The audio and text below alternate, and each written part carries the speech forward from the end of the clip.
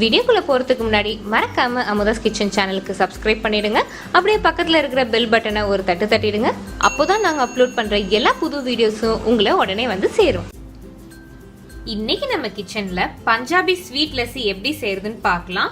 பஞ்சாப்ல பெரிய ட்ரம்ல அங்கங்க வீட்டு வாசல்ல கடையில இந்த மாதிரி லஸ்ஸி கிடைக்கும். இது செய்ய தேவையான பொருட்கள் வாங்க இதை செய்ய ஆரம்பிக்கலாம். 1 கப் ஃப்ரெஷ்ஷான கெட்டி தயிர் வந்து எடுத்திருக்கேன். வீட்ல எப்படி இந்த மாதிரி கெட்டி தயிர் செய்யறதுன்னு சொல்லிட்டு நான் ஏற்கனவே வீடியோ போட்டிருக்கேன், பாருங்க. இந்த மாதிரி தயிர் கடையிற மத்து வச்சு கடையலாம். இல்லனா நான் வந்து மேங்கோ லஸ்ஸில ஏற்கனவே வந்து பலூன் விஸ்க் வச்சு கடைஞ்சேன் இல்லையா, அது மாதிரி கூட கடைஞ்சி எடுத்துக்கலாம். திப்பி திப்பியா இல்லாம நல்லா ஸ்மூத்தா இருக்கிற மாதிரி கரைச்சுக்கோங்க. நல்லா அடிச்சாச்சு. இப்ப பாருங்க எவ்வளவு நல்லா ஸ்மூத்தா இருக்குன்னு சொல்லிட்டு. நான் வந்து 2 டேபிள் ஸ்பூன் பவுடர் சர்க்கரை எடுத்திருக்கேன். உங்க இனிப்புக்கு ஏத்த மாதிரி வந்து இந்த சர்க்கரை அளவு சேர்த்துக்கலாம். பவுடர் பண்ணி சேர்த்தா நம்ம மத்துல சேர்க்க கடையிறதுனால ஈஸியா இருக்கும்.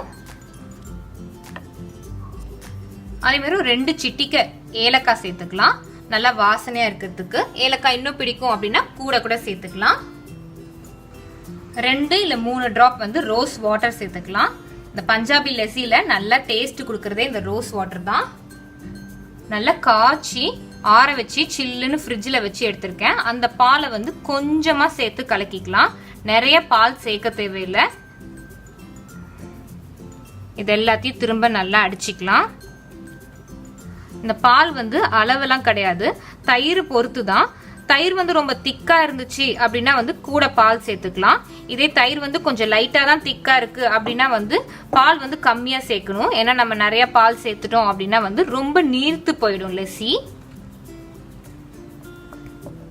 அதனால கடையிறப்ப அந்த திக்னஸ்க்கு பார்த்துட்டு சேர்த்துக்கோங்க. இதை இப்ப நம்ம கிளாஸ்ல ஊத்திக்கலாம்.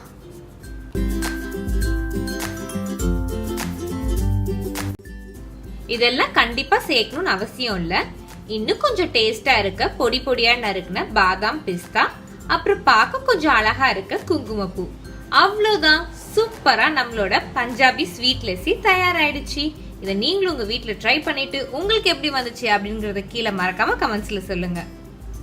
இந்த வீடியோ பிடிச்சிருந்தா லைக் பண்ணுங்க. அப்படியே உங்க ஃப்ரெண்ட்ஸ் அண்ட் ஃபேமிலிக்கு ஷேர் பண்ணுங்க.